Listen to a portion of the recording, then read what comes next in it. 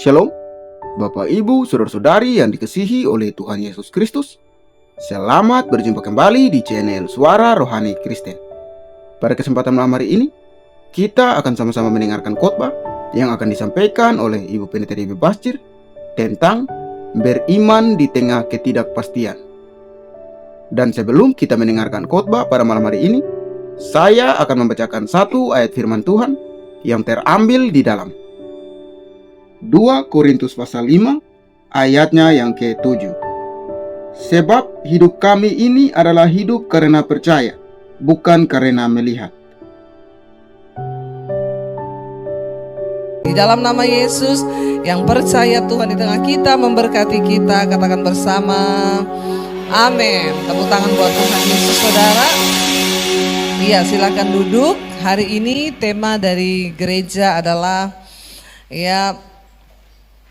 memiliki kepala keluarga iman yang teguh ya. Sebenarnya kalau khotbah tentang kepala keluarga ini harusnya yang khotbah bapak-bapak ya. Jadi ya nanti biar suami saya sedikit menyampaikan kesaksian saudara ya. Karena karena saya nggak pernah menjadi kepala keluarga kan.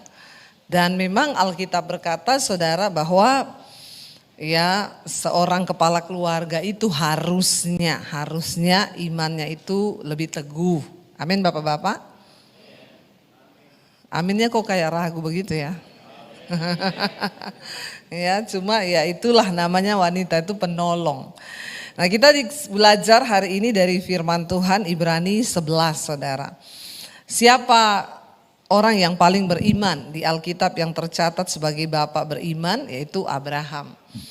Ya, sekalipun ya dia pernah juga berbuat salah ya ketika istrinya membujuk dia untuk mencoba menggagalkan imannya saudara. Ya pada waktu itu Abraham sudah mendapat janji bahwa Tuhan akan memberikan dia keturunan.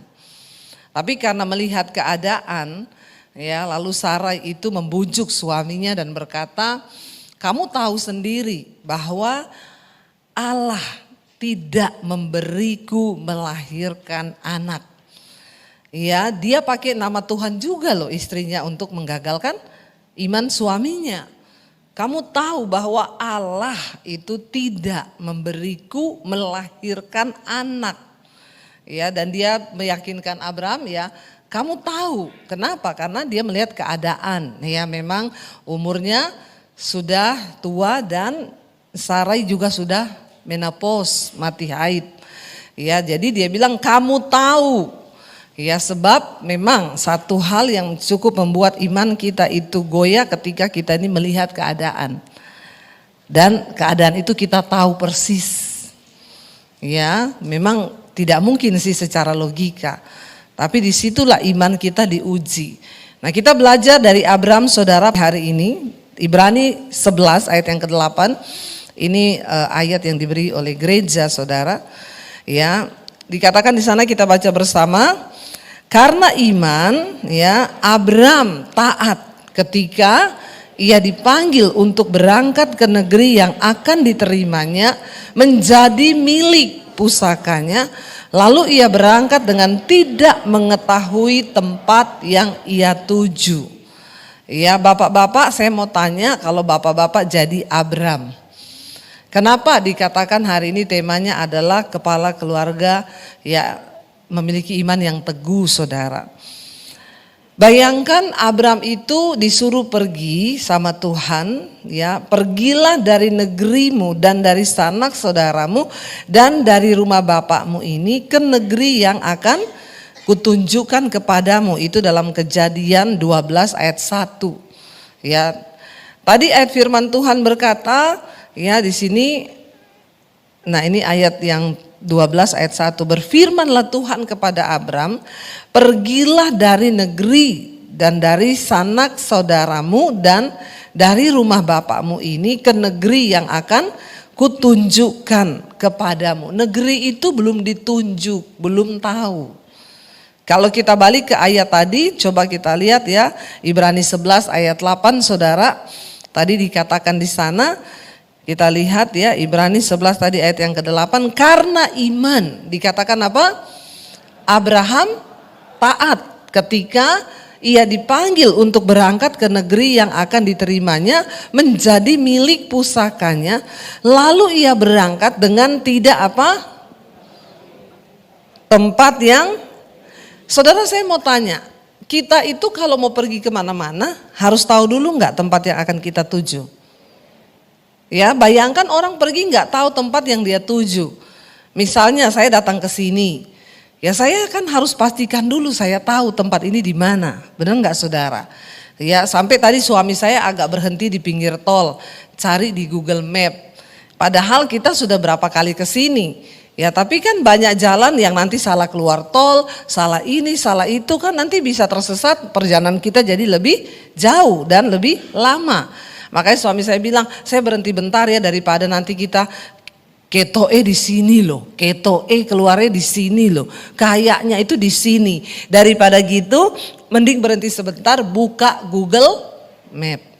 Sekarang enak, sudah ada Google Map. Zaman Abraham tidak ada, dan bukan hanya tidak ada Google Map, memang Tuhan tidak kasih tahu. Dia cuma disuruh pergi tok, ya. Tuhan nggak ngomong ABCD nanti di sana kamu tak kasih tanah. Ukurannya ya 3.000 kali 5.000. Kamu datang, nanti di situ kamu berkebun, kamu beternak, nanti kamu jadi kaya.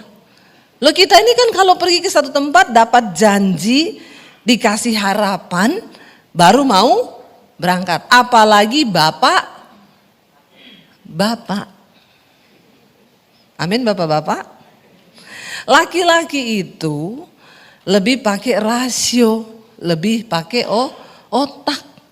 Nggak mungkin dia pergi kalau sesuatu itu belum pasti. Iya enggak bapak-bapak?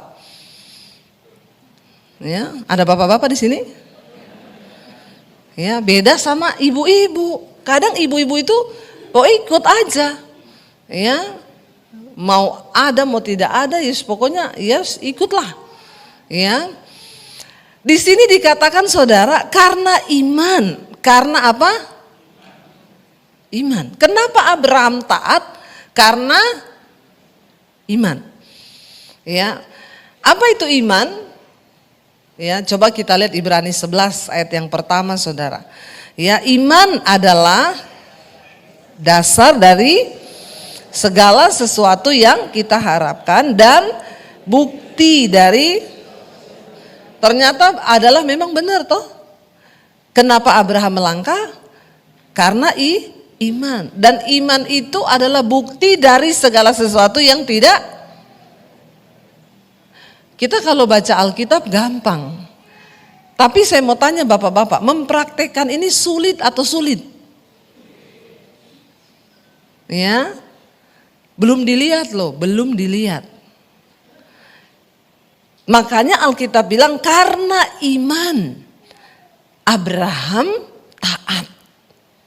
Jadi modalnya apa? Iman. Karena iman. Ternyata memang definisi atau arti dari iman, iman adalah dasar dari segala sesuatu yang kita harapkan dan apa? Bukti dari segala sesuatu yang tidak kita. Jadi dalam iman itu ada dua unsur penting. Yang pertama harapan, yang kedua bukti. Ini sulit karena manusia itu selalu menuntut bukti dulu. Tapi Tuhan bilang ikut Tuhan harus pakai iman. Iman itu belum ada bukti. Saya agak bikin saudara bingung sedikit ya. Karena memang untuk membahas Alkitab itu tidak gampang. Saya berusaha menerangkan secara rasio dengan bahasa yang sederhana supaya kita mengerti. Kadang kita ini kalau baca Alkitab gampang. Iman adalah dasar dari segala sesuatu yang kita harapkan, bukti dari segala sesuatu yang kita lihat, tidak kita lihat. Udah titik. Padahal kalau kita resapi, kita renungkan ayat ini, tidak gampang. Iman itu dasar dari segala sesuatu yang kita harapkan. Apa yang saudara sedang harapkan sekarang? Masa depan yang baik, keluarga yang dipulihkan.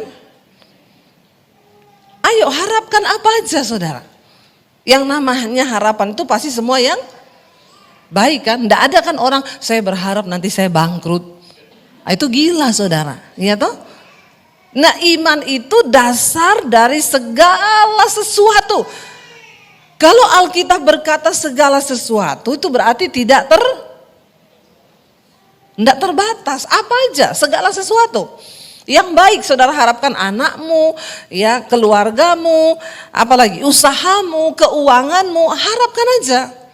Itu iman.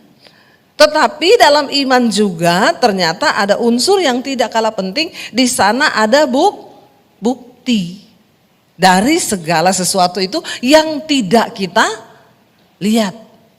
Jadi kita harapkan bahagia, tapi keadaan kita ini belum bahagia.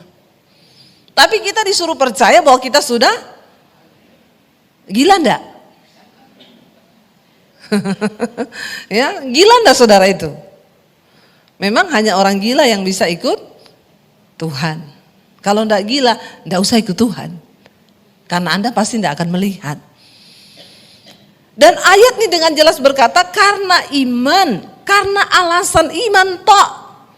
Abraham taat untuk mengikuti panggilan Tuhan. Pergi ke satu negeri yang dia sendiri belum tahu. Kenapa saudara? Tuhan itu bilang, kamu ya aku panggil ke satu negeri yang tidak kamu tahu ya. Karena iman Abraham taat ketika ia dipanggil untuk berangkat ke negeri yang akan diterimanya menjadi milik pusakanya. Lalu ia berangkat dengan tidak mengetahui tempat yang ia tuju. Kenapa Tuhan gak kasih tahu alamatnya? Kira-kira Tuhan sudah tahu gak? Tahu, Tuhan maha tahu. Ya, kan Tuhan bisa kasih tahu Abraham, kamu jalan ya, titik koordinatnya itu dari sini, kamu jalan kira-kira berapa kilometer sampai di situ nanti ada perempatan. Di perempatan tuh kamu belok kiri. Nanti di kiri itu kamu ketemu ada tanah di situ. Ya. Itu lebarnya sekian, ininya sekian, kamu di situ aja. Kan lebih enak ikut Tuhan tuh begitu ya, Bapak-bapak, amin. Kan lebih enak begitu toh. Tapi kok ya Tuhan itu ya enggak begitu. Waktu dia panggil Yusuf, dia cuma kasih visi. Ya, ini loh, mimpiin harapanmu. Nanti kamu jadi orang besar, semua orang tunduk kepadamu. Yusuf terima visi itu. Tapi kan Tuhan gak kasih tahu toh, Yusuf nanti setelah kamu itu dapat mimpi ini, kamu tuh dibenci sama keluargamu. Lalu kamu dibuang, setelah itu nanti kamu masukin sumur. Tapi tenang aja, tenang, kamu gak bakalan mati kok. Karena aku akan janji, nanti setelah kamu dibuang di sumur, kamu akan ketemu sama satu orang kaya di Mesir namanya Potifar. Nanti kamu itu akan kerja di rumahnya, enak digaji di situ. Tapi nanti istrinya akan coba goda kamu. Nah setelah dia goda kamu berhasil, ya kamu tak takut akan aku. Lalu dia penjarakan kamu. Tapi tenang Yusuf, tenang, di penjara itu aku sudah sediakan. Nanti ada satu juru minum raja, dia akan tolong kamu. Setelah itu nanti kamu akan ketemu Firaun. Karena kamu di penjara itu caranya untuk kamu bisa ketemu raja. Kalau Tuhan kasih tahu gitu kan lebih. Siapa yang mau begitu angkat tangan? Semua angkat tangan saudara ya. Tapi kalau sudah Tuhan kasih tahu begitu berarti kita tidak perlu beriman. Inilah seninya beriman. Dan Tuhan itu bukan Tuhan yang gampangan. Karena itu dia gak mau punya anak-anak yang gampangan. Justru lewat sini iman kita itu diuji. Tidak ada orang bisa dibilang imannya lulus ujian kalau belum diuji. Tidak mungkin saudara kita tahan uji kalau tidak diuji. Nah dalam ujian ini banyak orang yang gagal saudara. Karena tidak lulus. Ya, tidak lulus dalam iman. Tidak gampang loh seorang kepala keluarga. Abraham dipanggil ke negeri yang dia belum tahu tempatnya. Dia belum ngerti, tidak ada petanya, nggak ada tempatnya. Tapi disinilah iman itu diuji, ya. Nggak usah lihat yang baru datang, lihat saya aja.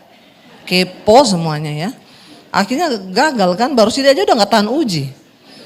Ya, cuma lihat orang datang udah gagal fokus semua. Bagaimana Tuhan mau kasih tunjuk negeri yang kau tidak tahu tempatnya. Ya, udah kehilangan titik koordinat saudara. Ya, kenapa saudara? Sama Tuhan tuh harus terus terhubung. Untuk kau bisa tahu arahnya itu jangan putus. Apapun gak boleh bisa menggagalkan pandanganmu dari Tuhan. Kalau enggak hilang jalan kau. Ya, jangan macam-macam ikut Tuhan. Nah, kenapa saudara Abraham itu ketemu negerinya? Ayo, kenapa? Enggak ada tuntunan. Alkitab berkata Abraham itu ketika pergi setiap tempat dia berhenti, ya di situ dia apa saudara? Membangun mesbah.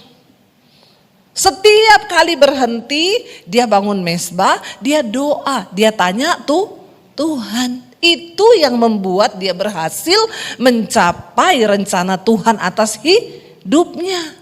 Karena kekuatan doa itu melebihi kekuatan Google Map. Amin. Ya. Kalau dia putus, dia tidak berdoa, maka ya sudah sinyal hilang. Begitu kan? Kita kan kalau pakai Google Map juga ada kelemahannya. Kalau di daerah-daerah tertentu yang sinyalnya lemah, dia bilang sinyal hilang. Google Map bingung. Nah kalau Google-nya bingung, bagaimana kita toh? Tapi Tuhan itu menyediakan sinyal yang gak pernah putus. Tapi kita mau tetap terhubung enggak? Kegagalan daripada banyak kepala keluarga laki-laki yang akhirnya tidak bisa menangkap rencana Tuhan, ya, karena imanmu lowbat. Ya, sinyalnya lemah. Lowbat saudara, mati. Apalagi kalau HP-nya sudah mati. Ya udah, nggak ngerti arahnya mau kemana. Tuntunannya hilang. Sebenarnya beriman tuh gampang. Asal kau tetap terhubung dengan Tuhan. Ya, tapi ini Elon Musk masukin ke Indonesia, Starlink. Kekuatannya luar biasa. Dan dia nggak perlu antena, langsung ke satelit. Jadi biar kita mau ke tengah hutan yang tidak ada tidak ada antena di sana, mau Telkomsel pasang alat itu aja di tengah hutan, dia langsung sambung ke satelit saudara. Ya. Nah, kita punya Tuhan itu, yang penting konektivitas kita ini jangan putus saudara. Waktu kau lost hubunganmu dengan Tuhan, maka hilang jalan. Enggak mungkin engkau bisa tembus sampai ke tempat. Ya, setiap tempat di mana Abraham itu berhenti, di situ dia membangun mesbah. Itu yang membuat imannya itu tetap hidup. Tuhan bilang ketika dia bangun mesbah, dia berdoa di sana. Tuhan bilang jalan lagi ke kiri nanti belok kanan. Tuntunan Tuhan itu terus ada saudara. Bagaimana kita bisa mencapai semua janji Tuhan dalam hidup kita kalau kita ini gak connect sama Tuhan. Kegagalan banyak kepala keluarga itu saudara, yaitu diajak istrinya ke gereja aja, kamu aja sama anak-anak lah ke gereja. Aku di rumah aja. Ya. Itu kegagalan banyak dari kepala keluarga. Padahal ya semua catatan di Alkitab itu paling banyak orang-orang yang beriman itu yang tercatat itu pria saudara. Di sini kalau saudara baca di Ibrani pasal 11 ini disebut Henok, ya, disebut Nuh, disebut banyak dan ini iman, tokoh-tokoh iman. Dan dikatakan di sana ya akhirnya Abraham itu taat sama Tuhan, alasannya cuma satu, karena iman. Jadi iman ini penting sekali. Kalau nggak ada iman, kita tidak mungkin mencapai janji Tuhan. Dan di dalam iman itu ada harapan dan juga bukti. Yang dimana kita itu belum lihat, tapi kita harus percaya. Ayat 9 berkata karena iman ia diam di tanah yang dijanjikan itu seolah-olah di suatu tanah asing, dan di situ ia tinggal di kemah dengan Ishak dan Yakub yang turut menjadi ahli waris janji yang satu itu. Di mana saudara? Ya, pada waktu Abraham ini berjalan, dia sudah berjalan dengan anaknya saudara. Kalau kita lihat dalam Kejadian 35 ayat 27, lalu sampailah Yakub kepada Ishak ayahnya di Mamre dekat Kiryat Arba, itulah Hebron, tempat Abraham dan Ishak tinggal sebagai orang asing. Ternyata Tuhan kasih tempat mereka di Hebron, ya. Mereka berjalan. Ya, dan zaman dulu itu saudara bisa bayangkan ya, berjalan itu benar-benar butuh iman. Tidak seperti sekarang sudah ada listrik, sudah ada transportasi, bisa naik mobil. Zaman dulu itu saudara ya gelap, memang benar-benar, tapi ternyata iman bisa menjadi provider, iman bisa menjadi lampu yang menuntun. Jadi tidak ada alasan segelap apapun hidupmu hari ini, kalau imanmu masih menyala, ya menyala abang. Ya, siapa yang menyalakan? Nyalakan sendiri, nanti Tuhan yang besarkan. Amin. Ya, kita harus berjalan dengan iman.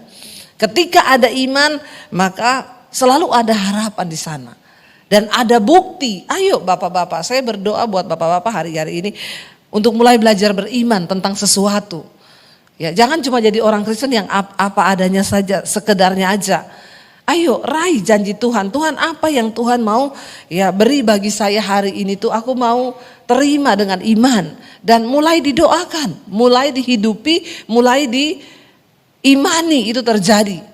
Ya, kalau saya tanya sama bapak-bapak sekarang ini, bapak-bapak pernah beriman akan sesuatu enggak? Pernah atau ada yang bingung? Apa ya?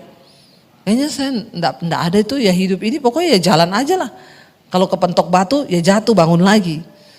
Saudara loh, bapak-bapak terutama harus loh ada sesuatu yang saudara imani. Dan itu akan menjadi sebuah kesaksian bagi anak cucumu kelak. Ya, pasti bapak-bapak banyak punya cerita ya, tapi nggak ada waktu mungkin. Ada yang sudah digenapi, ada yang belum. Yang belum digenapi tetap percaya. Janji Tuhan itu ya dan amin saudara.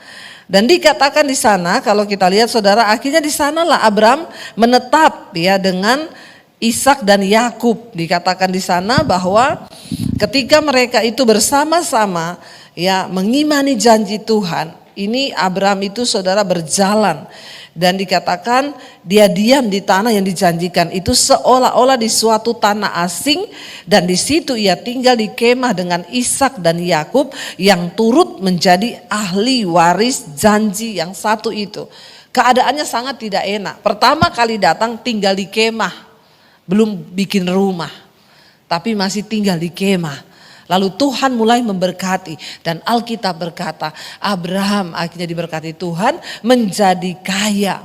Semakin kaya bertambah-tambah kaya saudara. Kalau kita menghidupi janji Tuhan itu memang ya. Makanya saudara kalau lihat orang berhasil jangan bilang ini enak ya. Saudara nggak tahu proses apa yang dia jalani bersama Tuhan di dalam dia menggenapi iman itu. Ya sering kali kita hanya melihat orang. Saya banyak dengar enak ya jadi Bu Debi berdoa dijawab Tuhan. Jangan lihat enaknya. Lihat banyak yang tidak enaknya. Mengikuti Tuhan tuh enggak enak saudara. Kalau kita tanya Abraham enak, enggak enak. Mau berjalan membutuhkan proses, butuh iman. Banyak orang itu kenapa engkau tidak pernah mengalami hal yang besar? Karena engkau malas beriman. Amin. Malas berproses, malas beriman. Rasul Paulus berkata orang beriman itu seperti orang yang mengandung. 9 bulan benih itu dikandung, dijaga, dirawat, diharapkan bahwa nanti bayi ini akan keluar selamat. Ya, tapi banyak orang malas mengalami proses mengandung. Karena mengandung itu enggak enak. Mual-mual, ngidam, nggak bisa makan, belum lagi sakit melahirkan. Nggak gampang, nggak enak saudara. Makanya banyak orang tidak mengalami juga. Jadi hidup kita datar-datar aja, biasa-biasa aja. Ya karena kita malas beriman. Iya enggak bapak-bapak? Ya buat kepala keluarga di sini. Bagaimana keluargamu bisa engkau bawa ke satu negeri untuk mengenapi janji Tuhan itu? Kalau kau sebagai kepala keluarga saja tidak memiliki iman yang besar. Saudara cerita ke anak-anakmu, nak percaya ya, kamu belajar sekarang. Tapi jangan lupa beriman sama Tuhan. Papa ini loh, ya. Papa dari dulu beriman, hari ini semuanya terjadi Tuhan genapi. Kan enak kalau kita bicara ada bukti tentang kisah perjalanan kita bersama dengan Tuhan. Amin. Ya, dikatakan di sana akhirnya anak-anaknya itu melihat loh, Ishak dan Yakub melihat iman bapaknya. Yang pada akhirnya mereka itu juga menjadi ahli waris. Ayat 10 dikatakan sebab ia menanti-nantikan kota yang mempunyai dasar, yang direncanakan dan dibangun oleh Allah. Ayat yang ke-10 saudara, Ibrani 11 tadi dikatakan sebab ia menanti-nantikan kota yang mempunyai dasar. Jadi Abraham menanti-nantikan. Tapi dalam proses menanti-nantikan itu enak atau tidak? Tidak enak.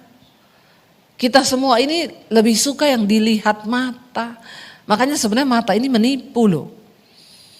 Ya, ada satu orang saudara, ya dia buta. Ini kisahnya yang penyanyi idol itu apa, yang dapat juara di Amerika, Putri ya. Dia kan buta tuh. Saya ikuti wawancaranya ketika dia ditanya, kamu kan sekarang punya uang banyak karena lagunya dibeli tuh mahal sama juri di American Idol. Kamu punya uang banyak, kamu mau operasi mata nggak bisa biar kamu bisa melihat? Dia bilang enggak. Ya, saya takut nanti justru kalau saya melihat dengan mata, ya hidup saya berubah. Saya mau seperti ini aja. Karena walaupun saya nggak punya mata jasmani, tapi saya punya mata hati yang membuat saya bisa lebih percaya. Saya takut kalau saya melihat dengan mata jasmani saya, justru hidup saya jadi tidak seperti yang sekarang ini. Ya, banyak hal yang membuat nanti saya takut, saya ragu kalau saya melihat dengan mata jasmani. Jadi memang terkadang mata jasmani kita ini paling menghalangi untuk kita bisa percaya dengan iman. Kenapa? Karena mata kita bisa melihat keadaan kita. Mata ini bisa melihat sekeliling kita, mata ini bisa melihat nih nggak mungkin. Dengan mata nih loh, Sarah pernah berkata pada Abraham, kau tahu sendiri, lihat keadaanku, aku sudah menopause, sudah mati haid. Tuhan tidak akan memberi aku melahirkan anak, makanya ambil aja itu pembantuku Hagar. Kamu bisa punya anak dari dia. Ya, cuma yang saya aneh juga dicerita itu Abraham tidak tengking istrinya ya, harusnya kan dalam nama Yesus. Apa itu kau? Setan tuh begitu. Enggak loh, Alkitab berkata Abraham mendengarkan. Ya, karena Sarah itu juga punya hamba orang Mesir namanya Hagar. Orang Mesir itu cantik-cantik. Yang paling jelek di Mesir paling cantik di Bogor. Bener. Tinggi, putih, hidungnya mancung. Ya, rambutnya begitu, orang Mesir tuh cantik-cantik saudara perempuannya. Ya, jadi yang paling jelek di sana paling cantik di sini tuh. Nah, waktu Abraham disuruh tiduri pembantunya, ya ini saudara, saya heran ya Abraham imannya tiba-tiba mati di situ. Memang mungkin kelemahannya bapak-bapak ya. Ya, saya nunggu loh di Alkitab itu Abraham bilang, jangan, ya Tuhan sudah berjanji bahwa kita akan punya anak. Saya tidak mau, ya kalau kamu menggagalkan janji itu. Yang tidak dikatakan di sana, ya Abraham percaya langsung sama Sarah. Tidak ada kata-kata iman sedikit pun. Nah ini bapak-bapak, bapak-bapak tuh harus tahu apa yang dapat menggagalkan rencana Tuhan. Ternyata ya masalah wanita ini juga bahaya ya, sampai Abraham aja bapak beriman itu bisa tidak ada satu kata pun dikatakan di sana, dan dia mendengarkan perkataan istrinya itu. Harusnya dia bergumul dulu toh. Harusnya kan dia bilang sama istrinya, saya doa dulu loh. Kayaknya salah ini. Karena Tuhan bilang aku bakal punya anak dari kamu, bukan dari pembantumu. Tapi ya itulah. Ya ternyata Imron tidak berdaya. Iman mati langsung. Gara-gara ya suruh tiduri perempuan. Langsung kesalahan terbesar yang pernah Abram lakukan adalah waktu istrinya berusaha menggagalkan imannya untuk percaya pada janji Tuhan. Makanya sampai hari ini perang terus saudara, karena ada keturunan Ismail dan ada keturunan Ishak, anak perjanjian. Itu kesalahan yang sangat fatal yang dilakukan oleh Abraham, ya. Hanya gara-gara perempuan imannya saat itu juga dia nggak mampu lawan. Hati-hati saudara, ada hal-hal yang dapat menggagalkan iman kita. Tetapi akhirnya dia tetap percaya dan Alkitab mencatat karena iman ia juga dan Sarah beroleh kekuatan untuk menurunkan anak cucu. Secara fisik mereka sudah tidak mampu. Ya karena sudah lanjut usianya, walaupun usianya sudah lewat. Karena ia menganggap Tuhan yang berjanji, yang memberikan janji itu adalah setia. Sekalipun berat di depan kita, percaya saudara dengan iman bahwa Tuhan itu setia. Janji Tuhan dan janji manusia itu beda. Janji Tuhan pasti ditepati. Ya, kalau manusia itu janjinya omong kosong. Makanya janji manusia jangan terlalu didengar, apalagi dimasukin hati. Ya, nggak usah. Orang kalau berjanji ngomong aja dalam hati, pret. Ya, syukur-syukur kalau ditepati supaya kita nggak sakit hati. Janji manusia dengan janji Tuhan itu beda. Janji Tuhan itu pasti dia tepati karena dia yang berjanji adalah setia. Itu yang membuat Abraham percaya. Ya, ayat 12, itulah sebabnya maka dari satu orang, malahan orang yang telah mati pucuk terpancar keturunan besar seperti bintang di langit dan seperti pasir di tepi laut yang tidak terhitung banyaknya. Saudara, ya saya berdoa supaya setiap kepala keluarga di sini benar-benar memiliki iman yang luar biasa. Ya, dan kita boleh menggenapi janji Tuhan. Abraham meninggalkan rumah, sana keluarganya, kenyamanannya dia tinggalkan untuk menggenapi rencana Tuhan. Ya, dan tidak afdol kayaknya kalau suami saya juga tidak menceritakan kisah bagaimana ya dia mengikuti janji Tuhan.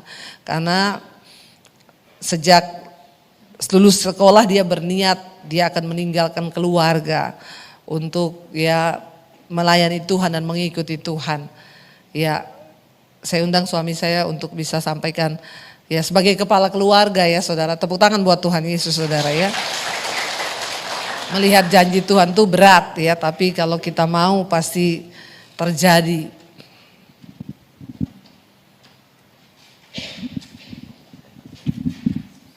Shalom. Maaf ini mendadak, tidak ada skenario dari rumah, tiba-tiba disuruh maju. Ya, shalom saudara. Bicara tentang Abraham memang sesuatu yang sangat sukar untuk kita lakukan sebab tidak ada harapan, tidak ada tujuan, tapi kita disuruh melangkah bersama Tuhan. Apa yang dirasakan Abraham, kami rasakan dalam panggilan kami melayani Tuhan. Sebab saat kami menikah yang pertama kali, saya juga melayani Tuhan, istri saya juga melayani Tuhan, itu sesuatu yang luar biasa sepertinya. Tapi tantangan dalam hidup itu tidak mudah, dalam kami melayani. Saya nggak tahu saya harus ngomong apa, tapi saya ambil kutip seperti Abraham tadi, waktu kisah kita pindah dari Solo ke Jakarta, saya akan ceritakan. 15 tahun yang lalu, Tuhan panggil kami untuk pergi ke Jakarta tanpa tujuan dan tanpa peta seperti Abraham. Sebab waktu itu dalam pergumulan doa kita di Solo, kita di Solo sudah ada pelayanan dari Senin sampai Senin saya melayani Tuhan, istri saya melayani Tuhan, dan kita juga punya percetakan. Dulu kita punya renungan harian, kalau saudara 15 tahun yang lalu, 10 tahun yang lalu ada renungan harian Hikmat Plus. Itu bersamaan dengan Cakrawala, Hikmat Plus, yang Hikmat Plus itu punya kita dan punya penerbitan renungan, dan kami sudah diberkati rumah, anak 3, dan pekerjaan sudah ada, pelayanan sudah ada. Tiba-tiba dalam zona kenyamanan, tiba-tiba dalam pergumulan doa, sama-sama dijawab oleh Tuhan, kita minta tanda, Tuhan bilang, kamu di Solo adalah pengangguran. Kita sempat protes sama Tuhan, Tuhan kita enggak pengangguran, kita kerja dari Senin sampai Senin, pelayanan dari Senin sampai Senin, dan waktu itu kita habis beli rumah. Jadi kita menikmati rumah baru 2 tahun, tiba-tiba Tuhan bilang, pergi dari satu tempat kota ini, aku akan sertai kamu, dan akan ada perkara besar yang akan terjadi di tempat di mana kota yang dituju. Waktu itu kita bingung kota mana, terus tanda demi tanda menunjukkan kita di Jakarta. Oke, berangkat di Jakarta tanpa tujuan yang pasti. Waktu kita berangkat ke Jakarta, tanpa peta, sampai Jakarta semua link ditutup. Semua link ditutup. Saya sebagai kepala keluarga, saudara, anak saya masih di Solo, kita di Jakarta. Secara manusia kita bapak-bapak kan kita berpikir pakai rasio. Kita hidup ke depan mau gimana. Kalau laki-laki kan selalu kita berpikir sebulan, 2 bulan, 3 bulan anak kita mau makan apa. Terus nggak ada pendapatan, nggak apa. Tuhan izinkan 1 tahun kita tidak ada pelayanan, sama sekali. Jadi pelayanannya hanya cuman, kalau dikatakan pelayanan karena kita hamba Tuhan, sama-sama melayani.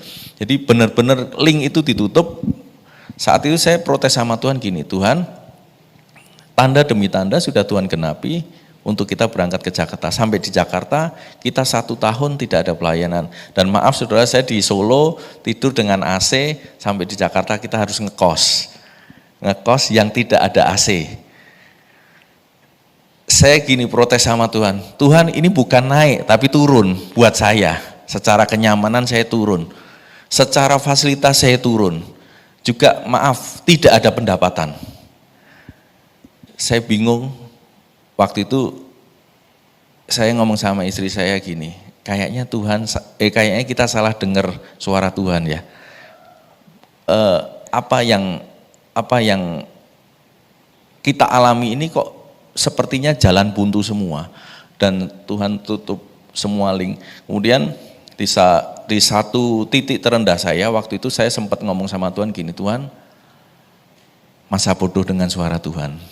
Saya udah ngomong. Jadi gini saudara, kalau Bapak Ibu saudara mungkin ada yang berpikir, aku pengen dengar suara Tuhan. Saya bicara di depan saudara, suara Tuhan itu tidak enak. Tidak enak untuk daging. Jadi tidak sesuai ekspektasi kita maunya gini tapi Tuhan maunya gitu. Tapi apa yang saya rasakan itu benar-benar saya gini, Tuhan, di titik terendah saya gini, Tuhan saya mau balik Solo. Masa bodoh dengan suara Tuhan ngomong kita untuk pergi ke Jakarta, tapi yang terjadi kayak gini, semakin merosot. Tapi ternyata Tuhan ajarkan kita untuk 1 tahun itu proses di mana benar-benar kita bayangan-bayangan secara manusia, rasio manusia itu dihilangkan sama Tuhan. Ekspektasi kita yang bayangan kita dari Solo pergi ke Jakarta otomatis kan ekspektasi kita lebih maju, lebih ini, tapi yang terjadi tidak, saudara. 1 tahun Tuhan izinkan, dan di tengah titik rendah saya ngomong sama Tuhan gini, Tuhan, kalau minggu depan tidak terjadi apa-apa, saya akan pulang Solo, saya masa bodoh dengan yang namanya suara Tuhan. Dan saya udah ngomong sama istri saya, kalau kamu mau tetap di sini silahkan di Jakarta, saya akan pulang. Saya rindu anak-anak dan saya akan kembangkan usaha saya di Solo. Tiba-tiba teman saya telepon, bro, besok Jumat ada KKR, kamu bisa bantu kita enggak? Saya kan bisa main musik, saudara. Oke, saya main piano, tiba-tiba karena pemain pianonya udah ada, saya suruh main bass. Saya waktu itu ya juga iseng-iseng, ya udah mau pulang Solo sekaligus istilahnya untuk saku pulang ke Solo, saya pikir gitu, cuman berpikir gitu. Di KKR besar di Grand Melia 15 tahun yang lalu, KKR ini yang ngadain Pak Rudi Tanu. Waktu itu manggil hamba-hamba Tuhan besar dari Amerika untuk nubuat. Yang pertama Bill Hamon, yang kedua dari Jepang saya lupa namanya, yang ketiga Pak Amos Jayaratnam dari Asia. Kemudian waktu KKR ibadah dimulai, saya biasa-biasa aja, tapi waktu setelah selesai ibadah, hamba-hamba Tuhan ini nubuatin satu-satu dan semua orang maju ke depan. Waktu maju ke depan, istri saya senggol, ini saatnya kita minta tanda dari Tuhan terakhir, karena kamu berpikir kamu mau pulang ke Solo. Ya udah, saya gini, sebenarnya dalam hati gini, bisa bernubuat sendiri, ngapain harus dinubuatin hamba Tuhan, saya berpikir gitu. Terus akhirnya ya udah kita antri di barisan yang, maaf ini yang istri saya minta gini, yuk kita baris di nubuatan yang mana? Saya bilang yang made in Amerika, karena lebih talk chair, saya bilang gitu kan, USA. Kalau Asia mah biasa, kalau Amerika kan langsung talk chair. Nah waktu itu kita ngantri di yang hamba Tuhan di Amerika, karena ngantrinya paling panjang. Nah saya kan pakai baju putih hitam, karena kan pelayan Tuhan kan. Saya sudah ngantri, sudah mulai di depan, tiba-tiba Asar bilang, kamu pemain musik kan? Istri saya waktu itu jadi singer karena benar-benar ya ada kesempatan melayani Tuhan. Nah saya disuruh ke belakang karena saya pemain musik pakai baju hitam putih, kamu ke belakang dulu ya. Ini karena pengusaha-pengusaha semua. Saya di situ kecewa saudara. Saya dalam hati gini, cuman mau minta nubuat sudah ngantri gara-gara pakai hitam putih. Maaf nih, hitam putih disuruh mundur karena saya ini pemain musik. Saya udah kecewa gini, Tuhan cuman mau minta nubuatan aja digeser-geser. Enggak usah lah, saya kebalik ke tempat musik lagi. Teman saya, kenapa enggak jadi? Enggak, saya udah dijengkel, saya mau pulang, saya enggak mau dengar suara Tuhan dan saya mau bodoh sama Tuhan. Tuhan izinkan keadaan saya kecewa lagi dengan hal itu. Saya udah diam, kemudian singkat cerita, yang Asia Pak Amos Jayaratnam, karena yang ngantri sedikit, dia duduk di panggung, udah selesai. Teman saya senggol lagi, itu Pak Amos nganggur. Saya bilang, saya pengennya yang Amerika, bukan Asia. Karena saya jujur pengen yang Tuhan langsung ngomong sama saya. Kemudian karena nggak ada pilihan, ya udah saya sama istri, saya menuju ke Pak Amos, saya bilang, Pak Amos, saya minta didoakan, minta dinubuatkan.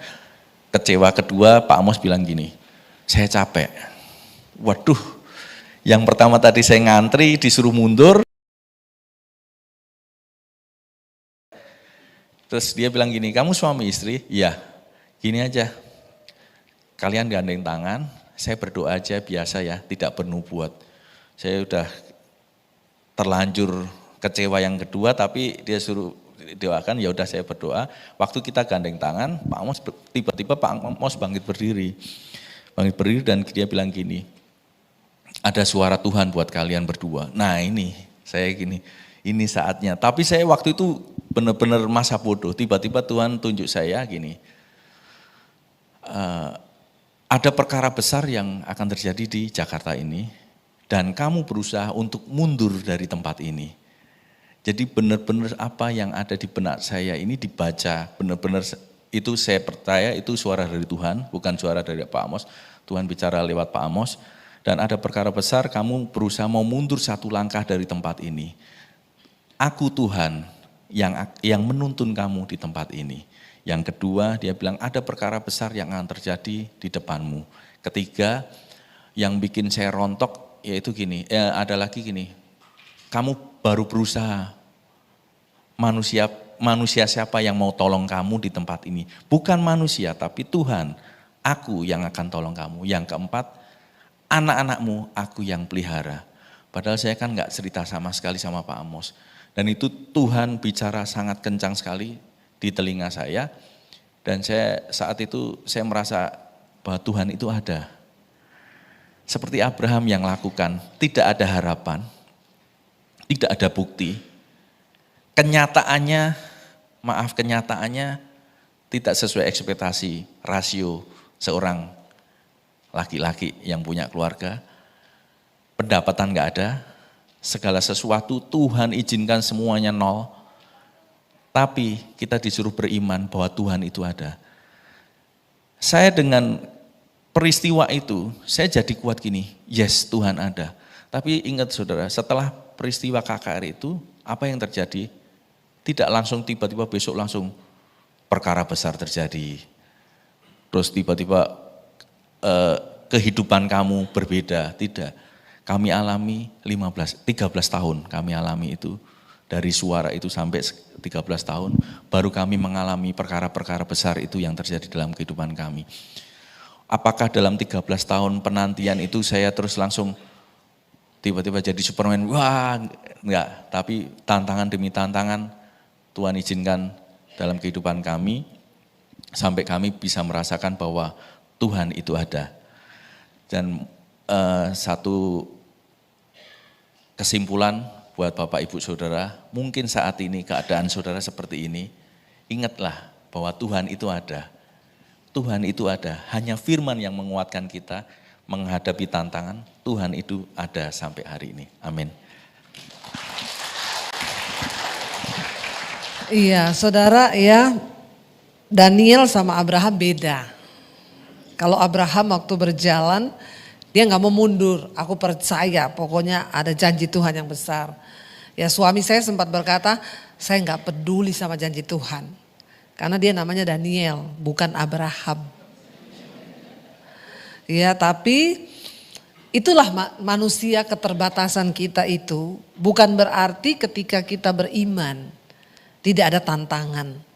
Sering kali bahkan manusia kita itu menjadi lemah. Seperti Abraham juga, dia pernah menjadi lemah ketika diperhadapkan dengan menanti janji Tuhan akan seorang anak. Sehingga dia berpikir iya benar mungkin istriku udah gak mungkin hamil, ya berarti dari pembantunya.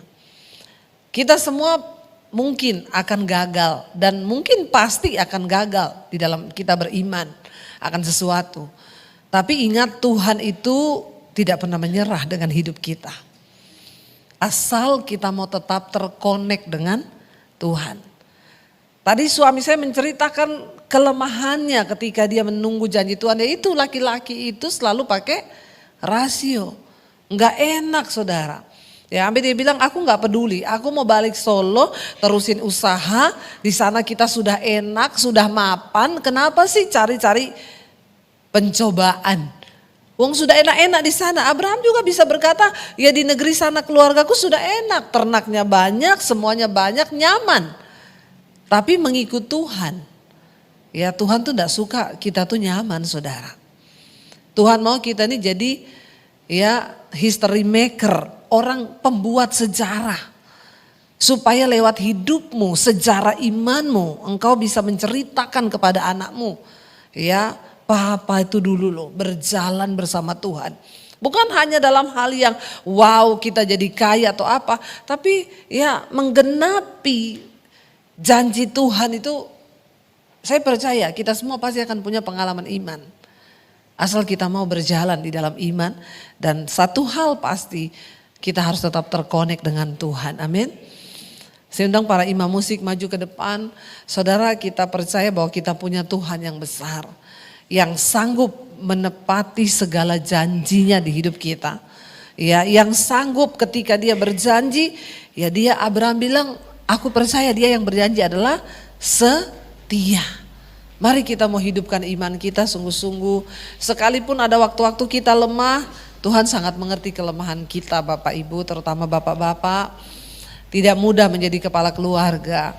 Ada istri dan anak-anak yang harus kita bawa. Tapi ketika engkau tidak menyerah dan engkau tak percaya pada Tuhan bahwa dia setia, maka iman itu akan tetap hidup.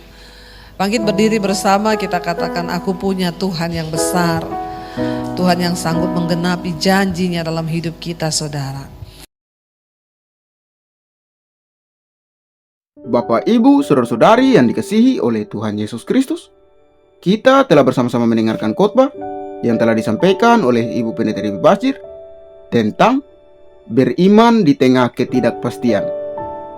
Kiranya lewat khotbah yang telah kita dengar pada malam hari ini memberkati setiap kita orang percaya. Dan di akhir video ini, kita akan sama-sama menyaksikan suatu renungan firman Tuhan yang akan disampaikan oleh Ibu Cornelia. Selamat menyaksikan. Tuhan Yesus memberkati. Selamat malam Bapak Mama yang diberkati oleh Tuhan. Pada malam hari ini mari kita kembali lagi di tempat yang sama untuk kita mau mendengarkan firman Tuhan. Karena firman Tuhan adalah kekuatan, firman Tuhan adalah jalan dan kebenaran. Dengan demikian, pada malam hari ini, mari kita mau mendengarkan firman Tuhan di dalam Yeremia pasal 2 ayat yang pertama hingga ayat yang kelima, di mana judul bacaan Sion sebagai pusat kerajaan damai. Kita sebagai orang percaya kepada Tuhan, kita membawa damai, kita membawa kesatuan dalam kehidupan kita. Dengan demikian, pada malam hari ini, ayat pertama dia katakan, firman yang dinyatakan kepada Yesaya bin Amos tentang Yehuda di Yerusalem. Bapak Mama yang diberkati oleh Tuhan, firman adalah kekuatan dan pegangan bagi hidup kita, dan kita menjalankan hidup dengan berpegang teguh pada firman. Sehingga di dalam firman kita bekerja apapun, kita tetap mengutamakan Tuhan dalam kehidupan kita.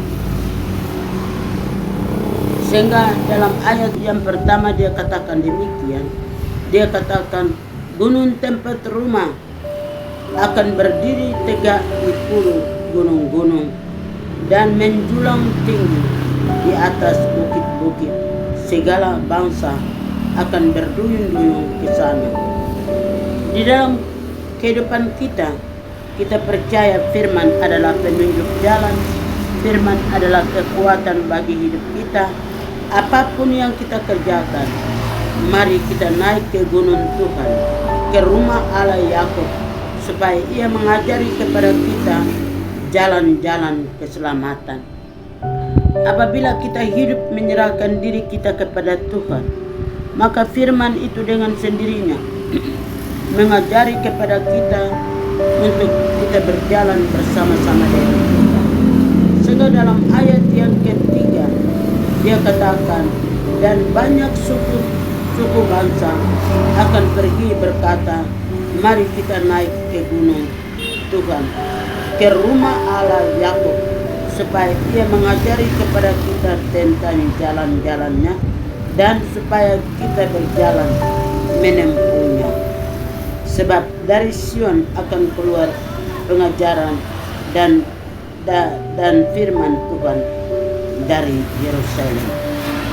Firman ini mengajari kepada kita untuk kita sebagai umat pilihan Allah menempatkan diri kita sebagai orang percaya masa sekarang. Mari kita memilih jalan yang terbaik.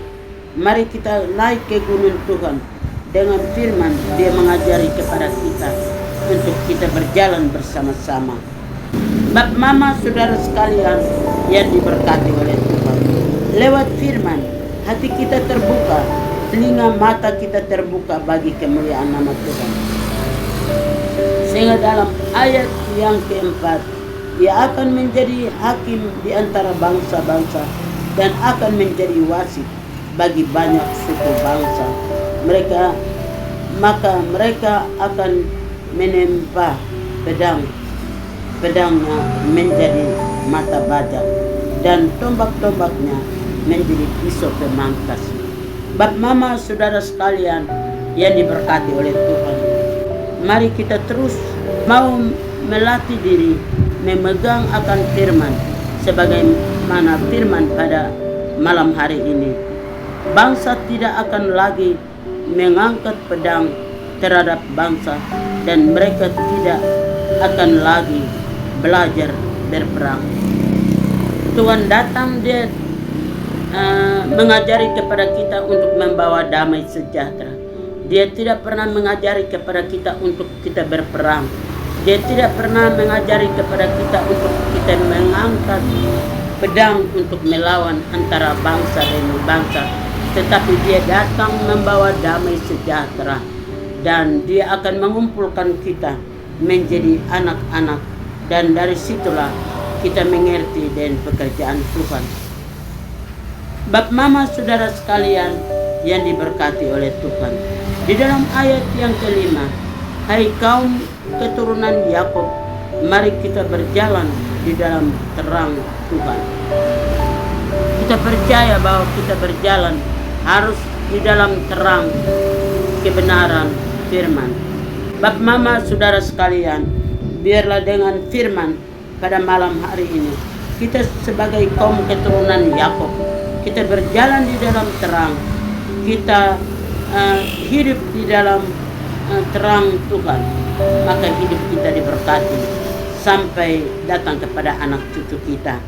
Biarlah malam hari ini kita pulang di dalam firman, di dalam nama Bapa, Anak, dan Roh Kudus. Amin.